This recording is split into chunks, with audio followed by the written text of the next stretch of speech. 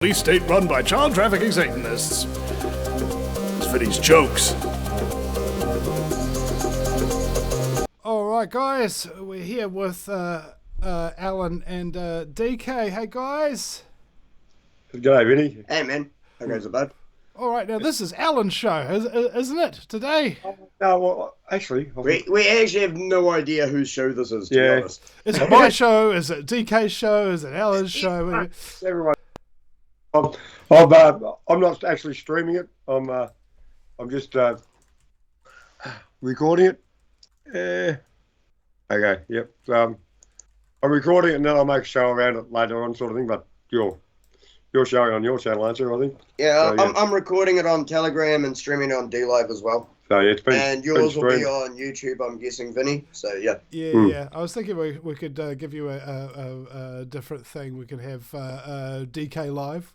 Instead of D Live, you can actually create your own social media entity, bro. That would be great. Yeah, I think that would instantly put people off. I mean, one can only hope. I mean, it's... I mean, shit. People don't wake up, but it might put them off shit. They might turn away from media. Guys. All right, well, in that case, we'll pretend that it's Alan's show for the moment. So give us a wee intro, bro. Okay. Well, this is SEWN from New Crazyland. It's news, spelled differently. You got to remember, I'm not the smartest knife in the block. I'm a bit like a bread knife. Cut through difficult subject matter and always leave plenty of crumbs on the board. And today's guest is Vinny Eastwood and that long-haired bloke over there. This idiot. And so anyone watching in Australia, that I'll upload this to later. Yep, welcome to New Crazyland. New Crazyland. Yes, because it is a bit crazy apparently. I haven't seen much of the island yet, but I've only been here a few days. Yeah, it's Alan and New Crazyland. It is a 6-week adventure. Yes. Oh yes, Vinny. Do be expecting a visit at some point. Okay, it kind of that's sort of like my bail checks after I got It's arrested. a threat and a promise. Yeah. Okay, I'll make sure I turn up at 3 a.m, shall I? Badge on. I'll be like, you shouldn't have. Badge on the door like the cops do to scare the shit out of them. No, I'm not that scary. Yeah, there's nothing like cops banging on your door at 4 o'clock in the morning to just make your day. Yeah. Yeah, I love that, eh? One of my favourite things. They've never come knocking on my door. Yes. I must be. I'm too sort of bit too low key. I haven't done anything.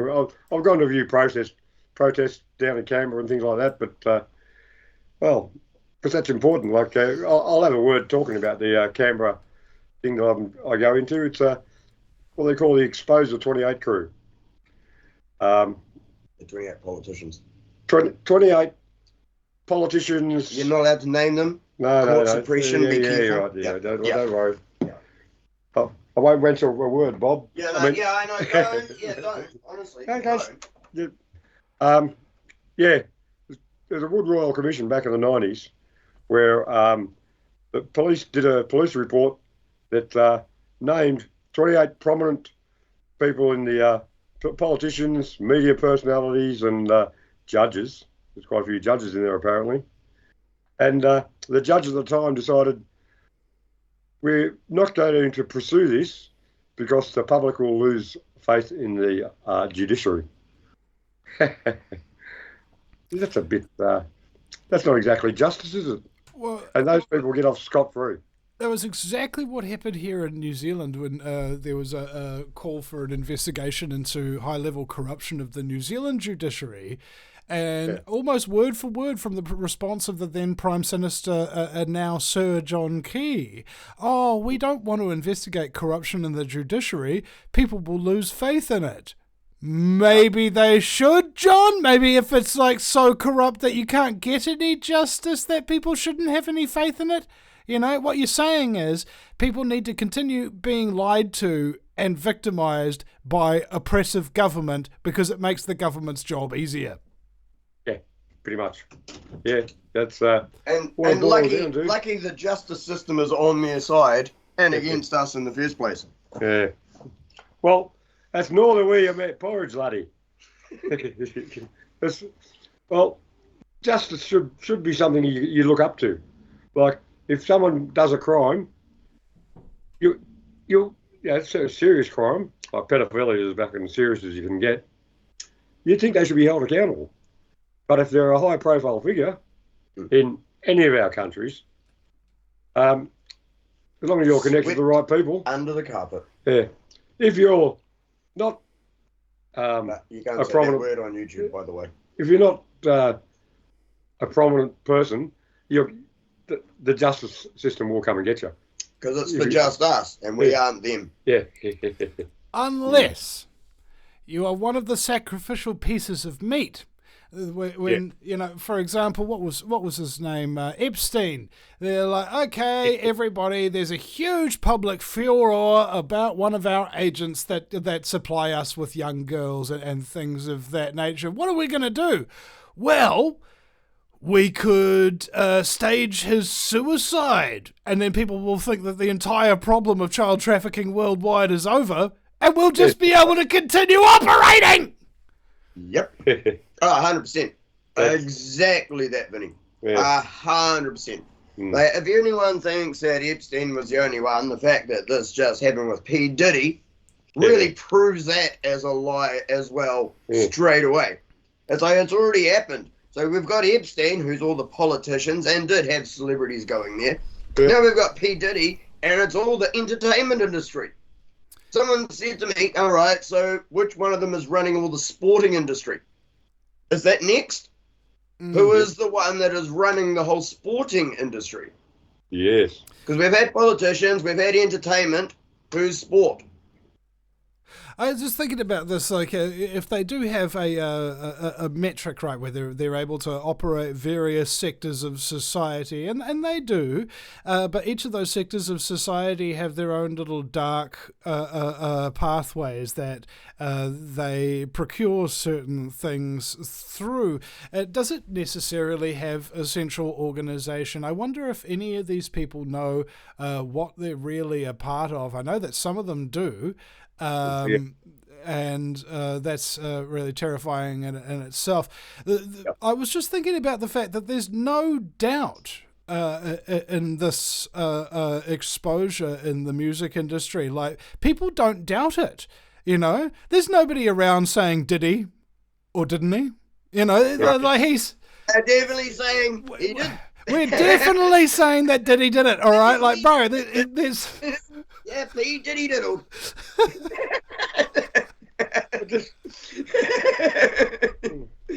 Definitely diddled. Yup.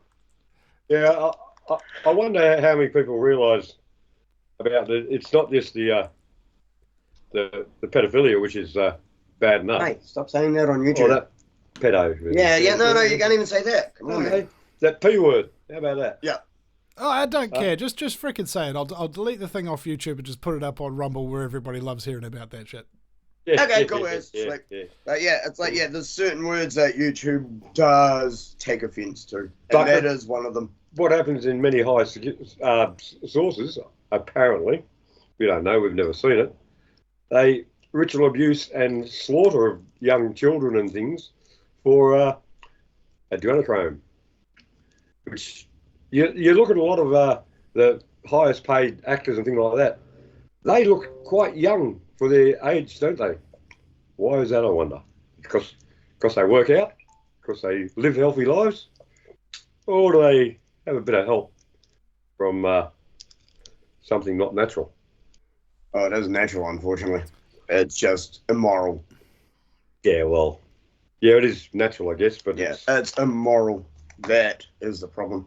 The only people that are taking it are people who have been, I'm guessing, either tricked into it or are that greedy, selfish, narcissistic that them looking younger matters more than other people's lives, their pain and suffering.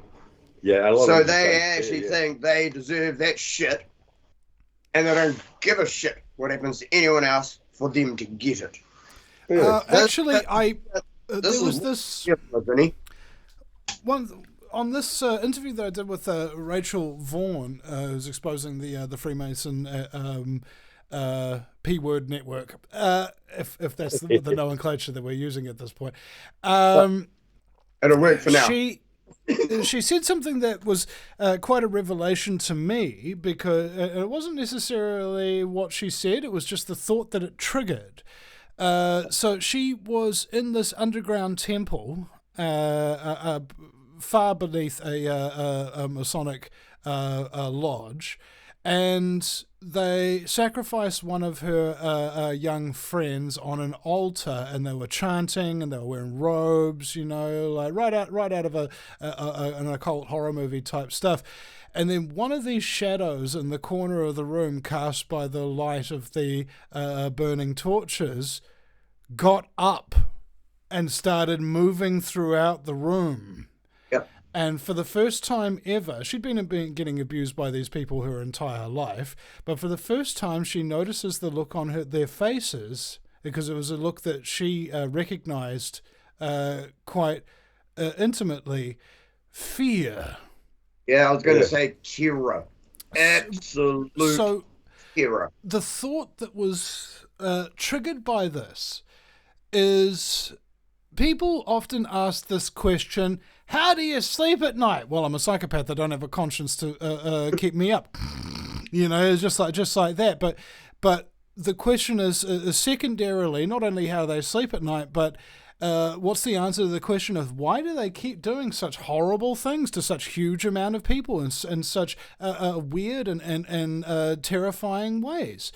It's because they know that their masters are real, right? That demons are frickin' real.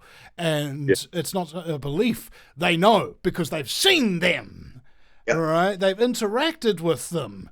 Now, so how do you control somebody in a totalitarian state other than apathy? You use it through the control through fear. So imagine if you had to do really horrible things and you knew that the consequence of not doing those horrible things is something far, far more horrific happening to you, and you being guaranteed to suffer in ways that mortal men can barely even scarcely conceive. Right? That's how the New World Order's people are being kept in line. Why do you think these people need to do so much drugs and need to have so much sex and need to have so many cars and things like that? To distract themselves from the fact that they failed to make the right choice. Okay? And that they will never be able to make the right choice again without losing all of those wonderful things that they use to distract themselves from how bad they are.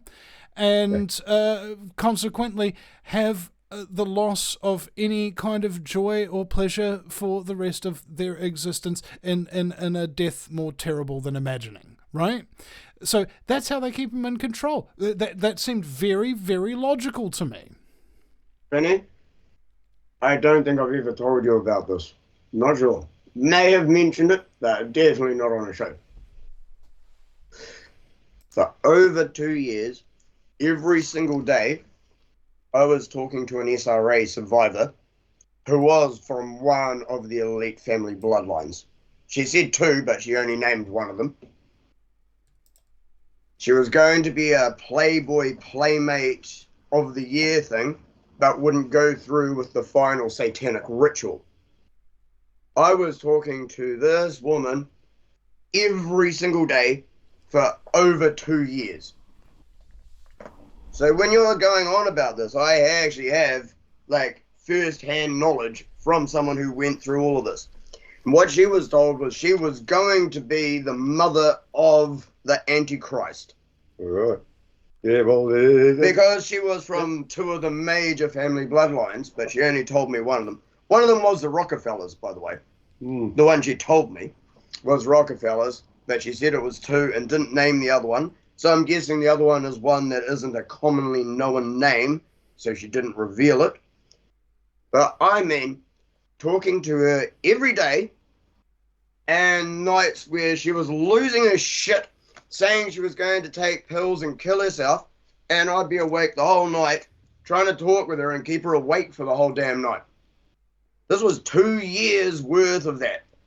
See, the actual trauma that these people deal with is quite beyond most people's understanding. Mm-hmm. Like no one can put themselves in the position of anyone who's been through that. You can try, but you can't do it. Mm-hmm. Oh, most of us have been through some trauma. Or nothing like this. Nothing like this, of course. But I've been through trauma. I don't want to fucking talk about it here. But Vinny's been through trauma, and you keep yourself on the camera as well, Dick. What? I said keep yourself on the camera as well. I'm on the camera there. Yeah. Now, trauma is something we all suffer with. It's how you handle it. It's whether a lot of people blame themselves for whatever their trauma is and stuff like that. And more often than not, it's not the case. How you handle your trauma, how your interactions with other people because of that trauma, that is seriously important. Because you can't be traumatising other people because you were traumatised. Though a lot of people who are traumatised do that. It's like a vicious circle. Yeah, like I say about the difference between activist consciousness and politician consciousness is that the activists will have suffered in XYZ way. And as a result of their suffering, they learn how bad that kind of thing is and that it's also happening to other people. And they take personal responsibility to try and help people who have suffered or try to prevent suffering through the expansion of knowledge through their particular brand of activism. The politician consciousness, on the other hand, is of course the old saying goes, hurt people. I've suffered in such a way, and so fuck everybody else. Yep. It's that selfish narcissistic aspect that resides in some people who we can call satanic or Luciferian. Not all can I interrupt you there? Because yes, narcissistic psychopaths do that, but the reason why they do it isn't necessarily for their own gratification, because narcissism and psychopathy are responses to trauma. They're trauma-based personality disorders, more or less, that are brought on by trauma-based mind control, which is practiced in schools, universities, you name it. And what it essentially does is becomes hypersensitive and hyper self-protective, because if you weren't able to protect yourself and you were a victim and so on and so forth, don't you think your brain would rewire itself to prioritize its own protection over everybody else's because of how constantly afraid it is? So yeah, knowing these personality disorders and what they do, but of course the purpose for them, and this is why the psychopaths are currently in charge and why they're winning against us, is because they'll do things with their will that we would never do.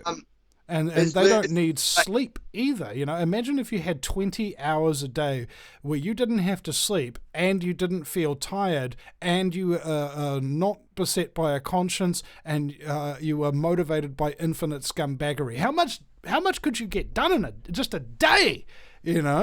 That's why these people are in charge, man. And that's why they think they're superior. Because they are. They've got a survival mechanism that is far superior to people like us. And that's why in, the lore of monsters and things of that nature, what happens to the families of the vampire hunters? The vampires eat them. Right, this is the thing. It's dangerous to go after these entities that know how to protect themselves quite significantly. I actually forgot a little bit about the previous story I was saying. The multiple personality disorder thing? Oh, yeah. Oh, well, she had 7 I could name. Okay. If she was on video chat with me, I could tell which one she changed into. Like that much of a physical change. Like whole appearance, attitude, demeanor, everything changed for these different personalities. Like truly one of the craziest things I've ever experienced in my life. And I said every day for 2 years, 2.5 years. Shit, man. So when you say that you're like the online therapist, it's like I do actually get where you're coming from when you say that. We have to take that shit on because we are taking that shit on. We are listening to someone and we are trying to talk them through, help them through things, and we have to take that crap on. Yeah. And if we don't even understand what they're saying, which means we fully have to take it on, we can't help them. Yeah. It's a transmutation skill, I think, to a large degree, where you have suffering trauma in your particular life, and you've got the ability to take on more. Like you've dealt with it to a degree, and you've understood it to a degree, and you've suffered these wounds, but you've come back. Right? You've managed to bring yourself back, and that's what the South Americans call the wounded healer. The legend says that sometimes in life you will suffer a wound so great that you won't be able to heal from it, and you won't even have any concept of what being healed from that wound even looks like until somebody who has suffered similar wounds comes into your life and has made their own way back. Yeah. And it can actually show you when you haven't found a way. Yes. Yeah. Yeah, I fully understand that, man. Yeah. And I try, as I said, I tried for 2.5 years. She ended up like just disappearing one day. She did say that people were after her. I actually have no idea what happened to her. This was a couple of years ago. She just disappeared. I have no idea. She kept saying people were after her. She actually even showed me photos of people who were like on the hills across the road from her house in all black and everything. And then like a week or two later, never heard from her again. I have no idea what happened to her. Well, yeah. Yeah, that massive type shit. That is something that I cannot actually, fucking compute. I cannot actually get that out of my head. I do not know what happened to her, and I was talking to her every day for 2.5 years. And she's just gone. After showing me like 4-wheel drives parked across the road. And across the road from her house is just like barren ground and like just rolling hills. Photos of 4-wheel drives are parked across the road from her house. Photos of people walking across these barren hills across the road from her house. All dressed in black in summer in America. Yeah. Then just suddenly she's gone. I do not know what happened. Well, let's hope okay. Basically, but yeah, we don't. I have me suspicions that probably things didn't go too well. Yeah. See, this is something I cannot actually compute, and I don't even know how to deal with that one. Yeah, I mean, maybe you weren't trained appropriately, you weren't really equipped, you didn't have the faculties to deal with that at the time, and maybe in time you will have the ability to process it and deal with it, but it's going to have to take a lot of conversations with people who've been through similar shit, that was what I think you'd be great to do an interview with Rachel Vaughan, for example, the woman I just mentioned on the show previously.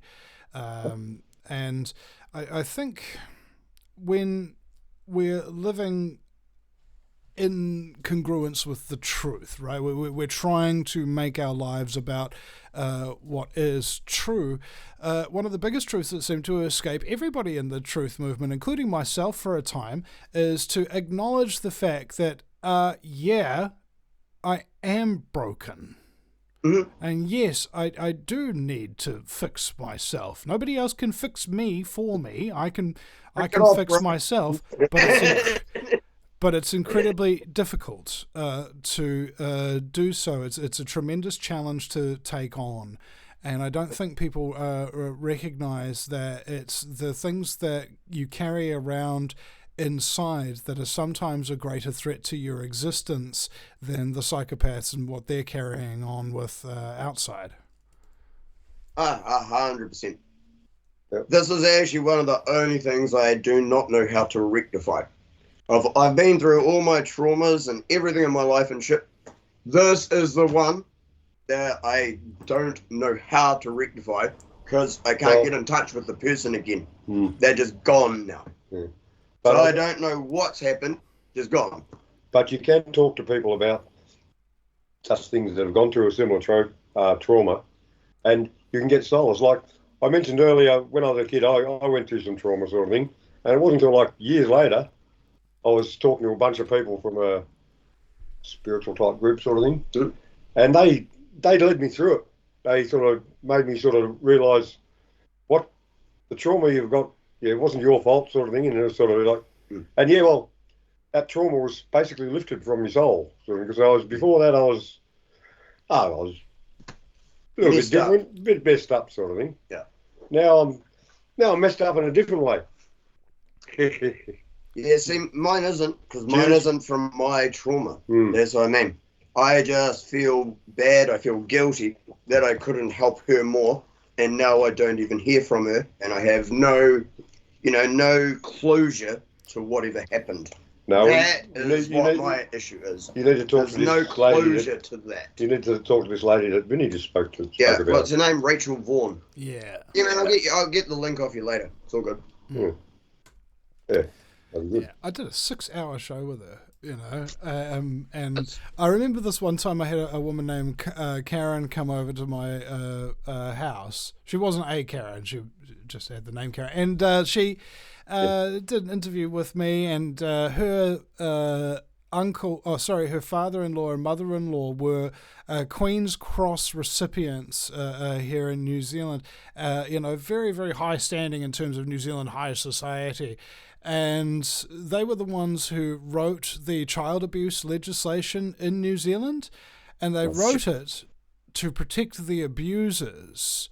Yeah. They had a house out in Muriwai Beach that had soundproof windows. They called it the Candy House. And this woman, having married their son and seeing how he treated their daughter, and the horrible things that she'd go through. She was at my home for 6 hours. I think maybe about 3 of those hours we were interviewing that kind of thing. And she was constantly smoking, constantly talking about all these traumatic things, like one after the other. But like, imagine 6 hours of somebody constantly talking, never repeating themselves once. Each new sentence is a new horrific fact and trauma that she's been through. I practically couldn't even talk to anybody for 3 months after that. Well, it drained me so much. Is every day of that, some nights, the whole night, like not sleeping and listening to that all night, because she said she just swallowed half a bottle of pills, so it's keeping her awake all night. So yeah, every night, not just once off for 6 hours, every night for as long as she needed me to be there. Well, that was a trauma. That is why the fact that I don't know what happened to her really messes with me. Yeah. And I interviewed a lady one time who got traumatized because she was investigating the Jesters. They're a Masonic lodge in Washington, D.C., and you know what a jester's job is? No. To distract people. Mm-mm. It's to entertain the court. And what these people in this particular lodge did is they were behind a lot of sponsorship for a lot of children's hospitals, children burn units, disabled children's facilities and things of that nature. And they would just give them prizes, like a free cruise in the Caribbean. A trip to Disneyland. With old men on a ship that you can't escape from. Yeah, you see?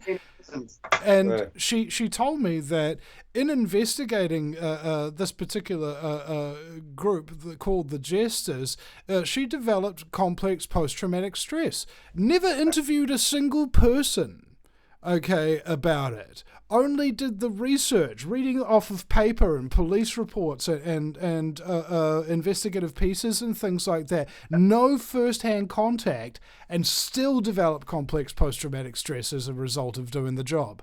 You know? And so this is what Dante said in the Inferno, is that when you stare into hell, hell stares back at you. And not everybody is strong enough to stare into that vortex and deal with the consequences of that curiosity, you know? The abyss. Once you stare into the abyss stares back. Yeah. And you're right, not everyone is actually capable of dealing with that. I mean, shit. You know what I'm like, Vinny? This is how I cope. Like, I'm not even being smart, and I know that you give me shit about my drinking, but this is how I cope. This is how I get to sleep each night, because of all the shit that I put myself through while looking up everything I look up and everything I research and everything I stream all the time. Yeah, well, this is how I'm able to get to sleep at night, man. Doing it 24/7 obviously would have its consequences. Yeah, you know what I mean? Yeah. I mean, yeah, and thank you for the shout out on the last show, man. I mean, thank you for the shout out on almost every show. Honestly, you're awesome as. You are the legend that you don't think you are. Yeah, I like being a myth more than a legend, you know. Like I like to have an air of the mysterious. Yeah, it's a hit and miss.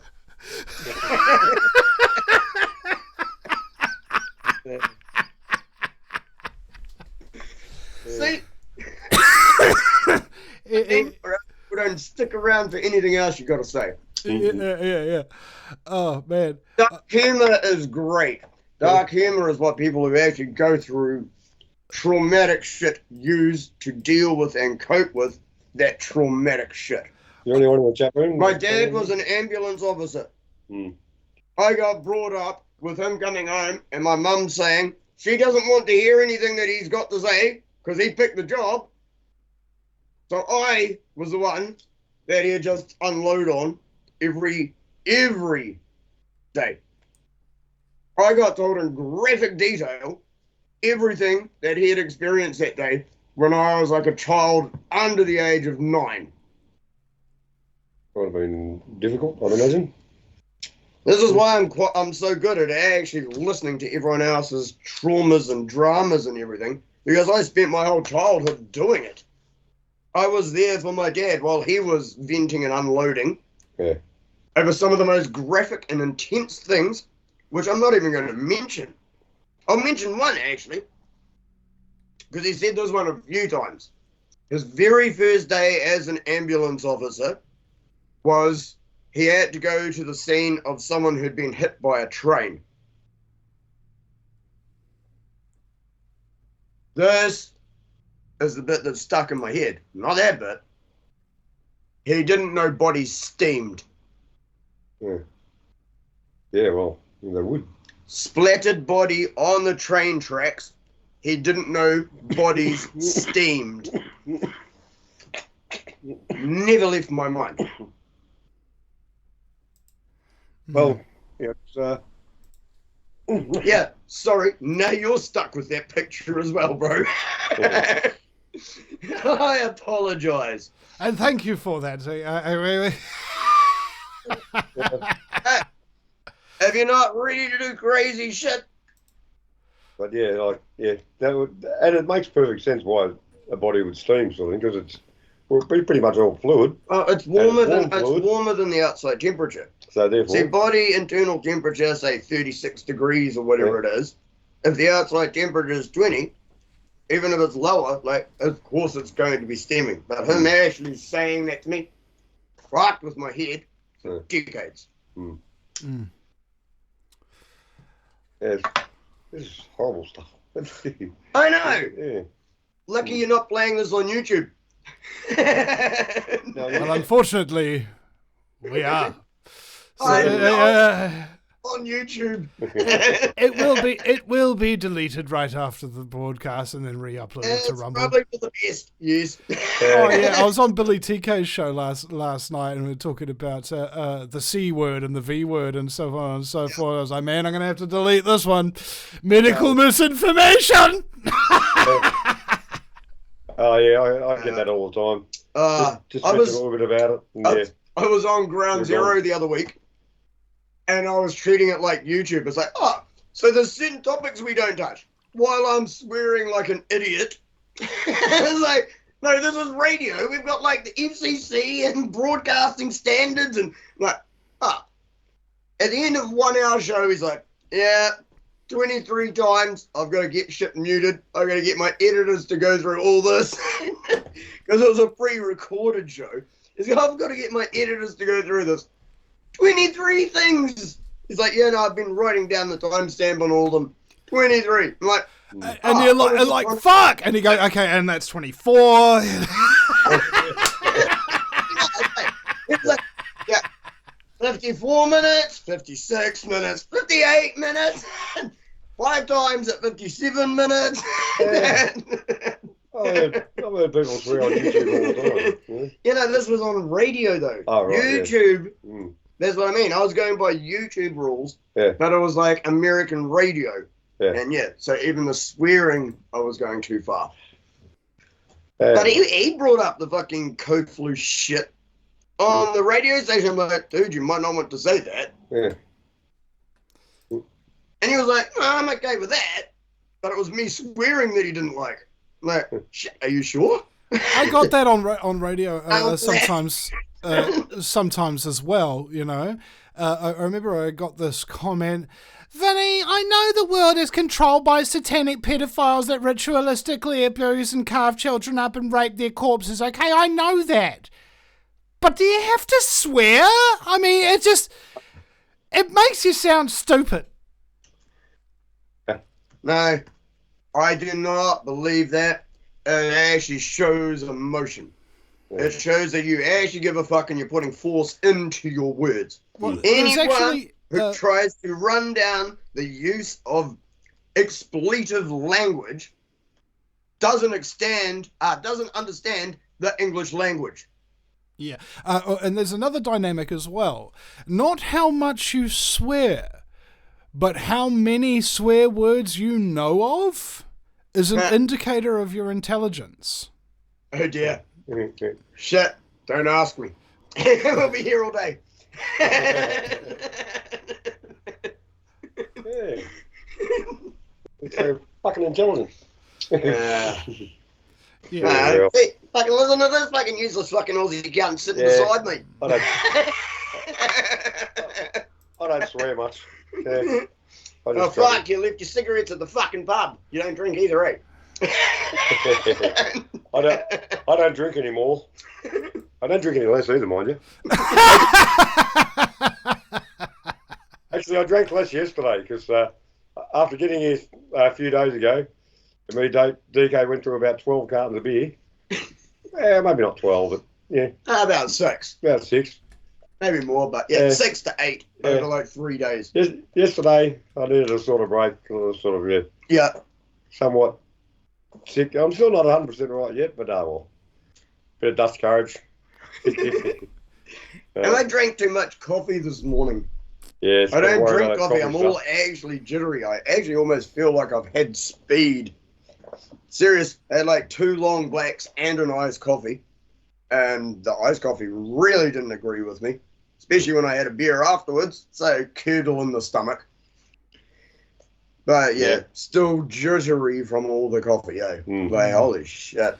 Oh, dude, that reminds me of one time I went to Hamilton, and I met up with Clyde, who from the Graph Boys. They do the documentaries about 1080 use in New Zealand. And great guy, I love him. And we met up at this cafe. I think it might have been a Starbucks or something like that. And I asked for a long black.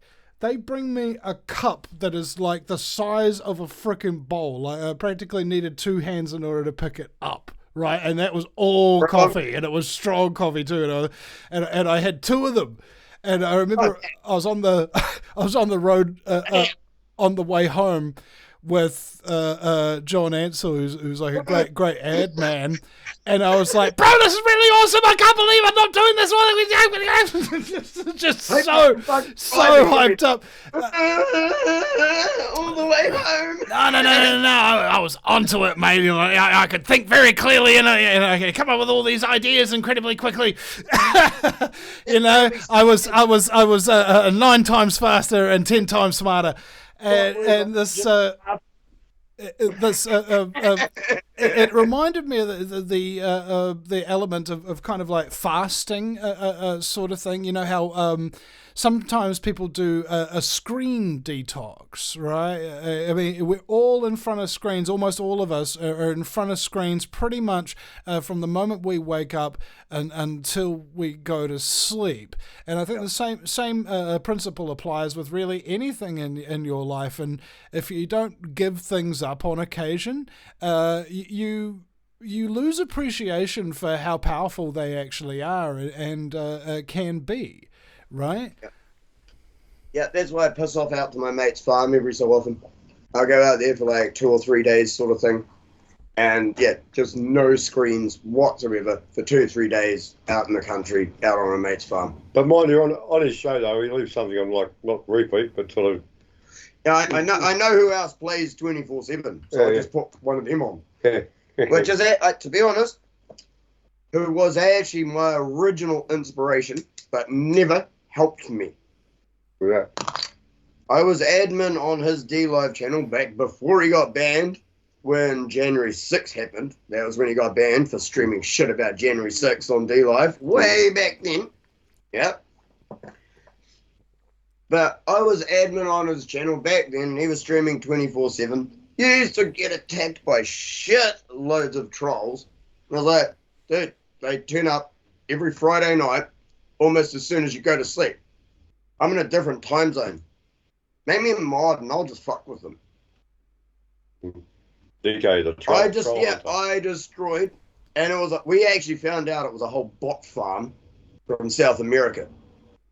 Like an actual whole bot farm that turned up every week at the same time, every week, and it was almost as soon as he went to sleep every week.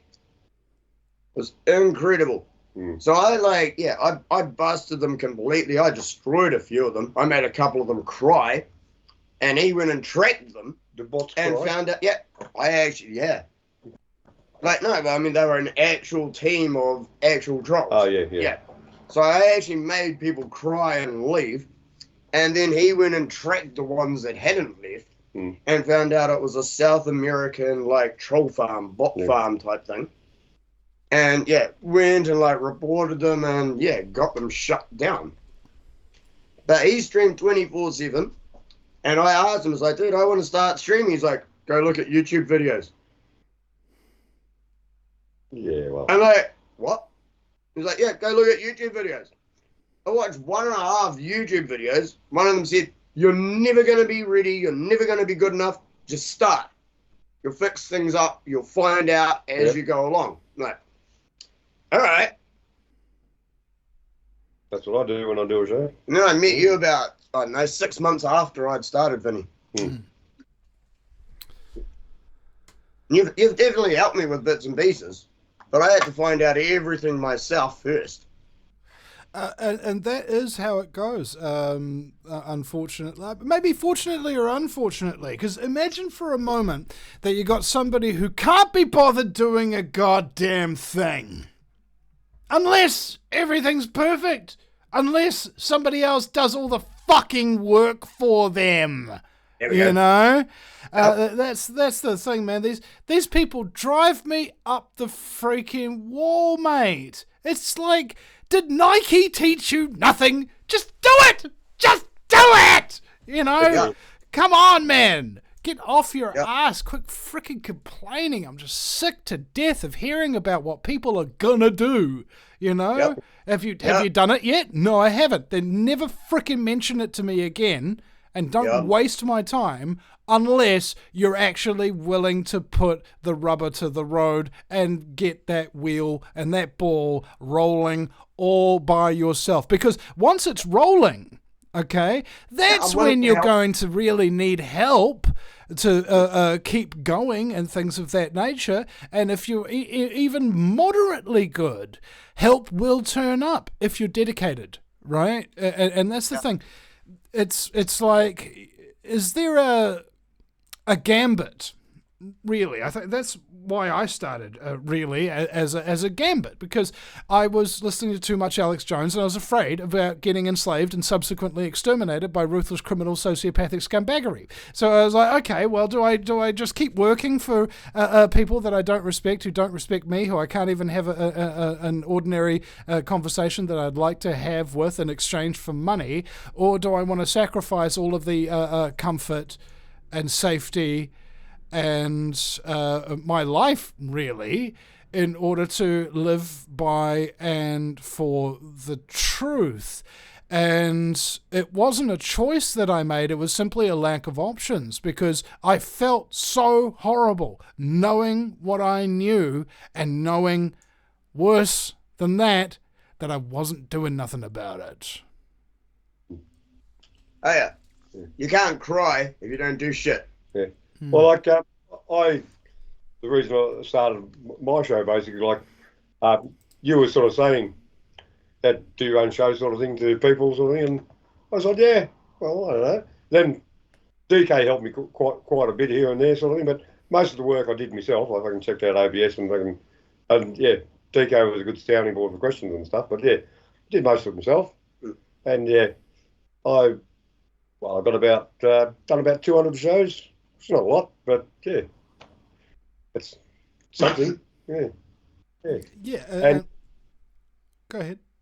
You're getting some information out. Some people are watching it. Look at it this way: 200 shows is quite a bit when you're only doing a show or two a week. Yeah. That is already somewhere between 2 and 4 years worth of streaming. Yeah. Well, I've been doing it. Yeah. Oh yeah. That's 3 years. So yeah, so don't knock yourself on that, bro. I'm always a bit self-deprecating. Bit too much maybe, but oh well. If you are, make it funny. That's not the way about porridge, laddie. How about that? That's not funny, is it? Not 10 times. Hello, have you ever made porridge? I do my best not to. Yeah, well, me too. Yeah, it's just oats and fucking milk and horrible. Anyway, well, in our circles, we call it courage, not porridge. Now, yeah.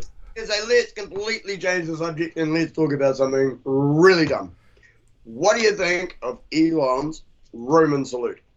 Didn't see it, wasn't there to witness it, but I guess what we're dealing with here is a bunch of people who know exactly how we think and how we feel and know how to manipulate us very, very well. And for some reason, they have to tell us the truth sometimes in order to be able to accomplish their deception. So if Trump comes in, and this is a guy who used to work for the Jewish mafia laundering money, and and he's going to save you, right? And then Elon Musk comes in. This is a guy who creates high-tech stuff in space that's irradiating the entire world with Wi-Fi and keeping tabs on everybody. He's going to save you, right? And the high-tech stuff. Okay. People are fucking retarded, bro. Like, honestly, they are just looking for a freaking savior. They grew up with Jesus is going to save you. Then they matured a little bit, and then they go, the police are going to save you. And then they go, oh, but the government's going to save me. Oh, no, the military will save me. No, the Kardashians will save me. It's just like, no. There ain't nobody going to save you. I'm sorry. Yeah. It's the same principle as us doing the shows, you know. I've got thousands of shows under my belt, thousands and thousands of them, and you know what? Not a single one of them matters. Okay, if I hadn't done that, if I two that matter, you do as well. The Mark Passio David Icke one is, pardon the pun, it is iconic. I mean, no, I'm not saying that they don't matter, as in they haven't mattered to some people. all right? That they haven't done good things, that I didn't do good work. They don't matter because they're in the past.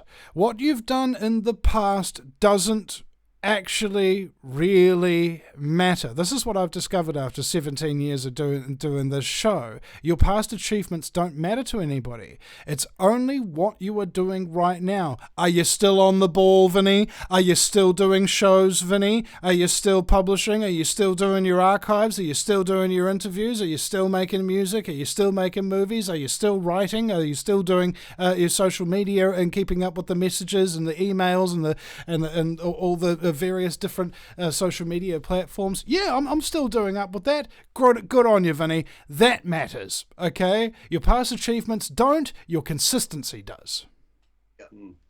Yep. I've to be honest, I don't even like saying this because it's about someone else. But I actually had to say that to Barack. Someone dropped out of a show. I was like, well, dude, you've already scheduled it. So I guess me and you just have to do one. Or you just do one. There has to be a show. Because you told everyone there's going to be a show at this time. Just because that person isn't there needs to be a show then. So, got to step up. If you tell everyone you're doing something, do it. You know, ironically... Oh, sorry, go ahead, Alan. Yeah, well, and DK did a show with his bar, sort of thing. And it was quite a good show. Like, sort of, he spoke a bit about the 17 sustainable goals, sort of thing. And, I was going to mention that earlier, actually. Yeah, and, well, he didn't get through them all, sort of thing, but DK was quite... Oh, no, that was on Ground Zero. That wasn't with Barack. That was on Ground Zero. Oh, well. Yeah. Yeah, tomato. But it was a good show anyway. Yeah. And that's what else I was going to say. Like, Elon has at least 7 of the 17 sustainable development goals. In his portfolio. Anyone who thinks he's on our side and he has our back and he's working for the people, he already has about 7 and he's working on more. He has the clean green energy, he has the electric cars, he has the spaceships, he has Starlink. He has what's the other one? He's working on AI, he's working on AI robots. And he wants to create something similar to PayPal as well. He actually has like 7 or 8 of the sustainable development goals in his pocket already. If anyone thinks he's on our side, they are blind to everything he's doing. How many kids does he have, I wonder? I don't know. One of them's called X. One of them's called numbers and letters. Like, actually not kidding you. Yeah, it's got a few. Like, yeah, one of his kids actually has, like, basically a weird-ass binary type name that's just fucking numbers and letters. And I think one of them's actually called X. Okay. That's kind of like child abuse to a degree, isn't it? He has one child that's transitioned. Oh. He has publicly said, that child is dead to me. Like, serious. He publicly said that one of his children is dead to him because they wanted to transition.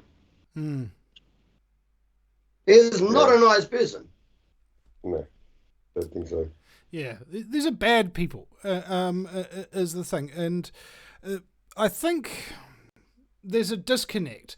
As a viewer who doesn't talk with these people, like for example, I've spoken with David Icke, I've spoken with Mark Passy, I've spoken with James Corbett and Max Egan and stuff like that, I know what it's like having a conversation with them, but I don't really know who they are. I haven't spent, time living at their house for years or weeks, months even, or anything like that. You don't really know who somebody is by having a conversation with them, but you probably know a lot more about them by having a conversation with them than you do by just watching other people have conversations with them or just reading headlines about them and that kind of thing. And familiarity breeds contempt, the old saying has, but I wonder if there's a halfway point between this where you can look at somebody's track record Okay, this is what Russell Malcolm, the activist who got the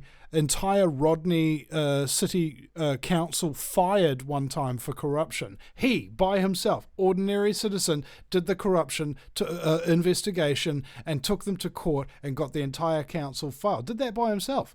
And then he was about to do it again at a time when John Key was in power in the middle of an election.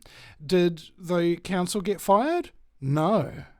What happened then? Well, he got raided in the middle of a dinner party. Really? Yeah. And then they put him into the police cells, and then the Prime Minister was woken up. This is in the middle of the night, and he dictated Russell's bail conditions over the phone. Okay? Including he's not allowed to access the internet for the purposes of contacting members of Parliament. All right? You're just like, it's illegal for you. You will go to jail for up to 2 years immediately with a $5,000 fine if you attempt to contact a member of Parliament. And this guy came up with a 56 almost that strict. Now, anyway, he came up with this 56-page document, okay? And I was like, yeah, bro, I'm not going to sit there and listen to that kind of thing. So I'll tell you what, bro, you sit here in my office, you read through that document, every word. If you mess up a sentence or something, just do it again and continue as thing, and give me a wave of the hand or something. You just go edit that bit out, Vinny, that kind of thing. It's fine, and I'll work on it. It took me 3 days. I think I was editing till 1 a.m. Then the next day I was editing till 4 a.m. And then the next day I was editing till 11 a.m. Right? Yeah. It was like just 3 all-nighters in a row, basically, to try and get this guy's documents and his presentation finished and made and well edited, so that when you sat there and listened to it, it was just like bam, bam, bam, bam, bam, bam, bam, bam, bam, bam, like going through it. It's like one hell of a pace. But it still wound up being over 3 hours long. And so when I published that, he told me that he was going to commit suicide. He was actually going to kill himself because he was under so much pressure. He was actually so traumatized that he couldn't even open mail. Right, he couldn't even go near his letterbox because of the amount of threatening letters from the government that had come to him. And he gave me one very important note, and I think it was one of the most important pieces of information I've actually really ever heard imparted by somebody. If you want a leader, it has to be somebody with a track record of self-sacrifice for the good of others. Yep. All right? Trump, Elon, how many years and how many hours of their life, in terms of their track record, have they actually spent sacrificing just for others with no benefit to themselves whatsoever? They certainly haven't spent their life doing it, because otherwise they wouldn't be billionaires, right? But then again, that doesn't necessarily mean to say that if you've got money, you're automatically a bad person and you don't do anything good for other people. But also on the other side, that sometimes they get seen to do good things. This is what... what's his name? Mr. Rockefeller in the early 1900s did. He paid Edward Bernays to come up with a campaign to make him not look like a grumpy old evil overlord. All right? And it worked. Suddenly, people didn't think the Rockefellers were evil anymore, just because there was an advertising campaign of him being seen on camera doing a couple of nice things. Monkey see, monkey do. And this is another thing that I need to explain about the truth movement. It doesn't really necessarily apply to my audience, because I've spoken to the members of my audience, and they're all at this certain level. Okay, they've got a reasonable amount of intellect, but there are a lot of people who don't listen to my show regularly, who don't possess that level of intellect to be able to discern things, okay, and actually get on the logic train to problem solve in your own head what is actually occurring and what is actually likely to be happening. Is it likely that, for example, do you remember when all the fact checkers came in and started protecting these poor multi-billion-dollar and trillion-dollar corporations from misinformation. All right? Oh, yeah. And nobody in the general public seemed to click on to the fact that, wait, hold on a second, if the mainstream media is on my side, that means I'm not the resistance. Bingo. But trust Trump, trust Q, trust the plan. Yeah. I actually know many people in my own personal, like, freedom, truth movement down here. And yeah, most of them are fully Trump Q supporters and think everything's going well. Like, no.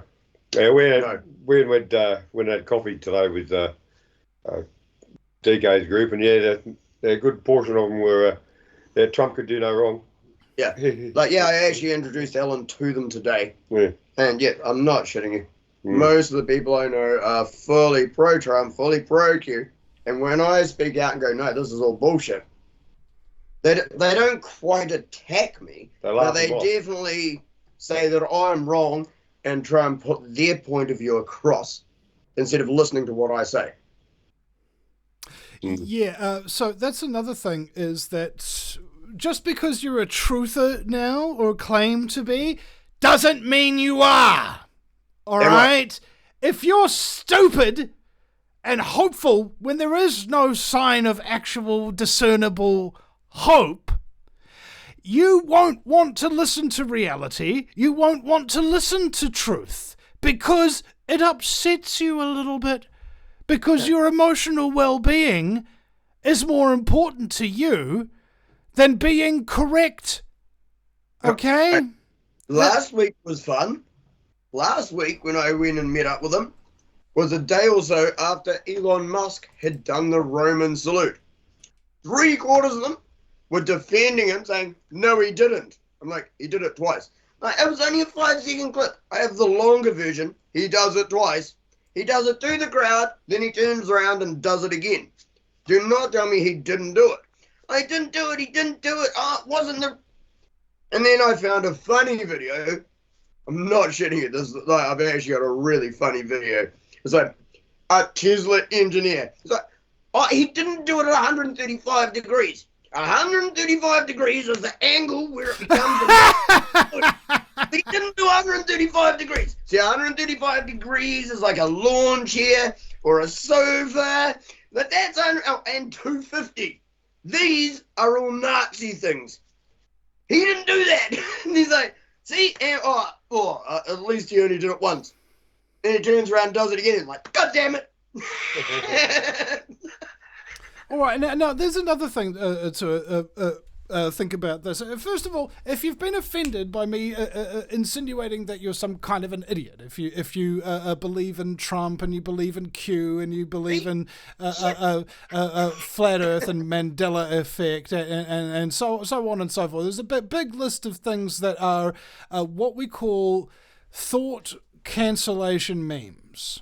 Okay, the whole idea behind the Earth being flat is what? True. Exactly.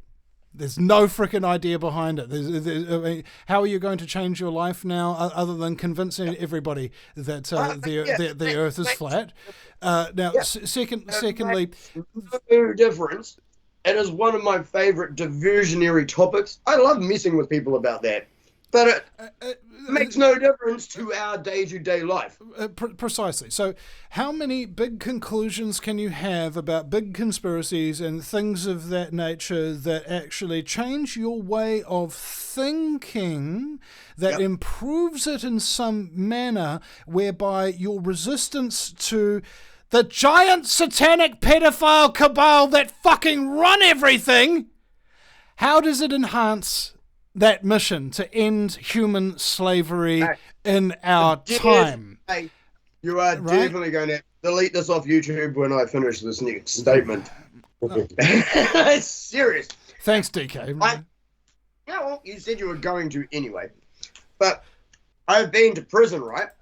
So I don't actually have the fear of it that has been put across to everyone by TV and movies. I've been there, done that. So that is the one difference that I actually already have over most people in this movement, is I have been there and done that. So the way this works now is, all right, come and arrest me. Here's what you're doing if you arrest me. You're giving me an enclosed audience. How many prisoners are there? How many prison guards are there? How stupid are you?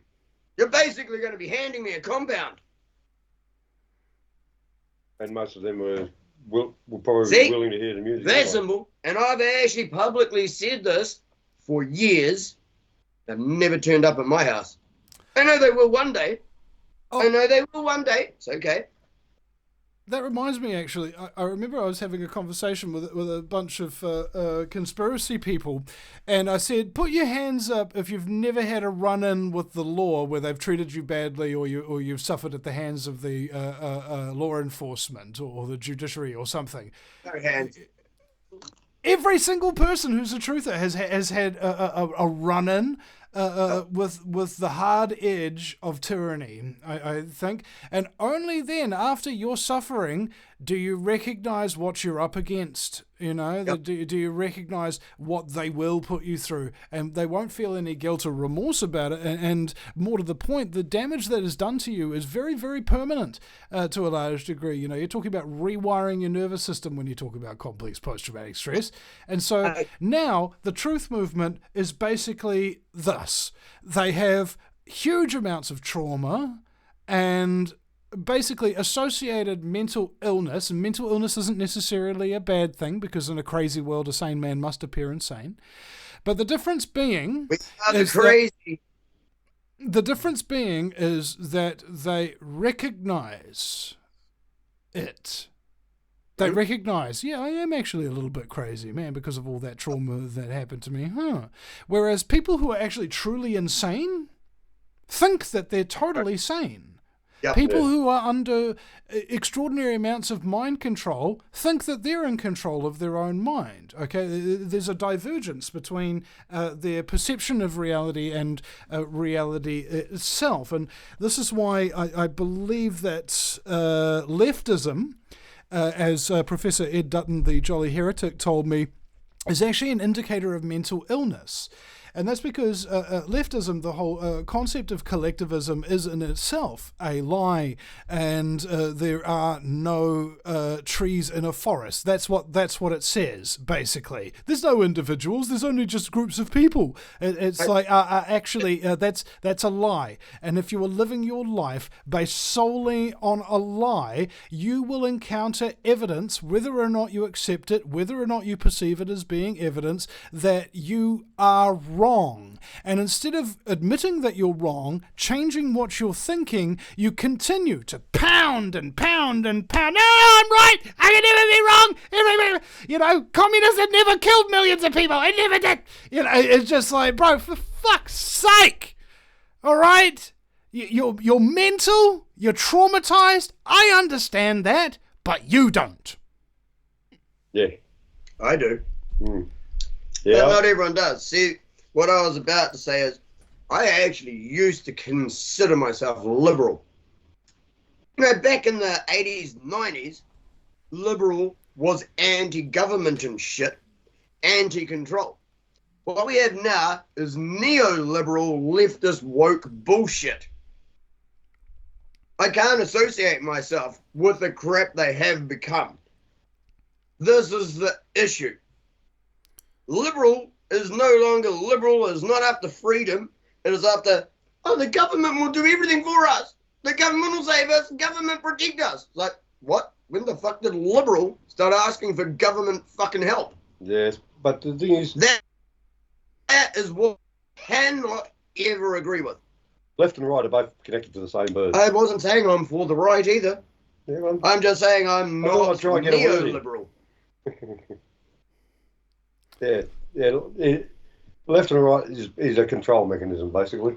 Same with every religion, same with every TV program, same with every radio program, same with every news article. Yeah. Everything is control. Yeah, like, for example, like, I always used to, and still, I was a bit of a Trekkie. I used to love me Star Trek and everything like that.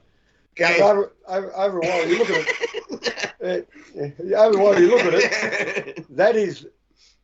Like NASA, that is based on a one world government, and every other fucking planet had a one world government. Holy shit! So yeah, that was actually complete deja vu. Yeah. Holy crap! I actually had a dream about that exact fucking thing. What are you doing with Star Trek, Zoom? No, and I said, no, NASA's faking gay. Like, this was actually in my dream. That exact conversation. Holy shit. Like, months ago. Wow. Oh, you're not a Trekkie then? No. And so subsequently, I don't have a lot of respect for the Star Trek universe anymore, sort of thing, because it's just, It is what it is. Yeah. It's glorifying a one world government with technological advances that'll probably never happen, and it's talking about traveling between planets, and we don't really know if that's possible. What planets? What space? Yeah, that's right. Space is faking gay, just like NASA. I don't know. That's one thing I do know. One thing I do know is and Elon Musk, he's faking gay as well. I don't know, but I suspect. He's a conspiracy investigator. I'm a conspiracy suspector. I suspect there's something going on that none of us have got no idea about. Yep, pretty much. The world has a lot of beauty in it, but it has a lot of ugliness too. Yep. The world is actually trying to find itself balance. Yep. At present, there is definitely too much evil and control of shit, which is why the world is in such turmoil. The world is constantly looking for balance. Good and evil will always exist, but they are out of balance at present, and evil is definitely, because there's so way overpowering the good. Well, I'd like to think there's actually more good people than there is bad people. Just the bad people are doing a lot more. Seriously bad. Yeah. Yeah, they got a different work ethic. Yeah, so that's another thing. The concept of being good, right? And I wrestled with this moral. For it. Moral is how I would term that. Yes, before you try and correct me on my terminology. That was me. Yeah, not moral, not good. Shut up, DK. Right. So as I was saying, if you believe that you're the good guy or the bad guy, how do you perceive yourself? Like, imagine for a moment that you were a good moral person, right on, but you believed yourself to be the bad guy. How vigilant would you be over your actions to prevent yourself from actually becoming the bad guy? You see? And that's the thing about... Yeah, that's the stare into the abyss thing, which we covered earlier. When you stare into the abyss stares back. Are you able to deal with that? No, it's talking about levels of goodness and levels of bravery, levels of courage. Like it might be courageous for somebody to stomp on a giant Australian spider that was terrorizing his missus or something of that nature. You know, they're big scary spiders, and man goes and stomps it. You know, a reasonable level of bravery. But then again, what about the bravery that's when you've actually got like a life-threatening thing? Like instead of a creepy crawly spider or something, what if it's a crocodile that's got your missus, and you jump onto the back of the crocodile, gouge its eyes out with your thumbs, and that kind of thing? Balls! Having actually just named one of my two fears. The only two things that scare the shit out of me: fucking big ass sharks, fucking big ass crocodiles. Yeah. If I'm in the water with them, I'm probably fucked. I will still do it for someone else, but I'm probably fucked. Yeah, you're just a little snake for them. So I'd still do it for someone else. Yeah. Well, they'll hone in on you, bro, because you're the same color. You're the same color as a life jacket. Now. Serious. So anyway, guys, I've been in the studio now for a couple of hours now. Is this a 1 hour show or 2 hours? I don't know. How long are you talking for? I don't know. How long we got you for? I'm afraid that I'm very sweaty and I need to get myself some cold water and another coffee. But yes, it's lunchtime and whatnot, and I've done 2 shows in a row and I've enjoyed it immensely. So thank you. So have we. Thank you, Vinny. Awesome, before you go, I heard a really bit of weird news today. Over in America, an audience member was killed by a hammer. You know, those throw the hammer type things from the Olympics. The Olympic type the things. ball on the end of a bit of rope hammer with a handle. throw, Yeah. An audience member, a spectator, must have been a good sized throw. was killed by one of those things. Which I reckon if you was hit by one of those. How much do you have to screw up that it hits the audience? Like, serious? It's like, you let it go behind you? Like, what the shit? and it is the families watching. We offer you our condolences. Vinny, thank you very much for having us on, mate. I really appreciate it. Stop sucking your thumb. Sorry, I get itchy thumbs. I do. Oh yeah. Itchy trigger fingers. Yeah. I love that bit from the movie Human Traffic. You know, this was recorded by a posse of crackheads on death row. Right? They call themselves the Itchy Trigger Finger Niggers. The itchy what? The Itchy Trigger Finger Niggers. Oh my god, I love how you can have such cool conversations with fun people, you know, kind of thing, and that's why I love this gig, you know, because the only people I talk to are people who are cool, and that there are far worse jobs, you know. I mean, I might get enslaved and exterminated, but that was probably going to happen anyway. So. We are all warriors. I'll see you in Valhalla, bro. And actually, we'll see you in a couple of weeks. True. If something doesn't happen before that, he wants to actually drag me up to Auckland to come and annoy you in person. Yeah. yeah. How do you do that? Really? No, I'm joking. I'm not joking. I'm joking.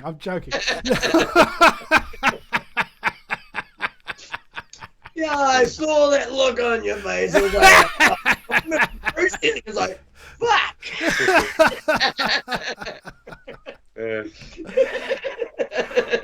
Oh my god, guys, thank you very much, and thank you very much to your audience as well for those of you watching in the delayed broadcast. And just to sum up, I'm Vinny Eastwood from the Vinny Eastwood Show. That's Vinny with a Y because it's the most important question, and Eastwood, like, go ahead, make my news. And you can follow me on Facebook and Instagram and basically all the social media. Just search Vinny Eastwood, one word, and it should come up with a result to follow. And please, if you can, give us a like, give us a subscribe, give us a share. And if you like the content so much and you believe that it's helped you, and you think that because it's helped you, it might help other people, give us a donation as well, so that we can actually continue doing the work of helping people to realize that, yes, the world is run by ruthless criminals, sociopathic scumbaggery, child trafficking Satanists, but that doesn't mean we can't have a good time.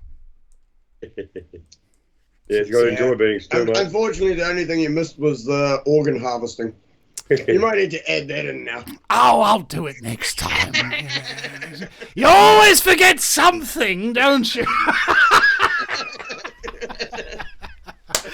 All right. See you guys. Love you, mate. Love you, bro. Much love, no fear. See you guys. See you, mate.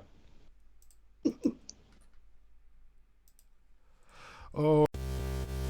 All right, guys. Thank you so much for watching, and we will see you again at the VinnyEastwoodShow.com. Gentlemen, I brought you here to discuss the Eastwood problem. It may be necessary to penetrate the Vinny Eastwood Show. The Vinny Eastwood Show. Yeah, that's what I said. Well, I've been working on a new Vinny scene. I think that might be the kind of penetration we need. The Eastwood Show, Sundays, 3 p.m. Pacific Standard Time, live on Ground Zero Radio.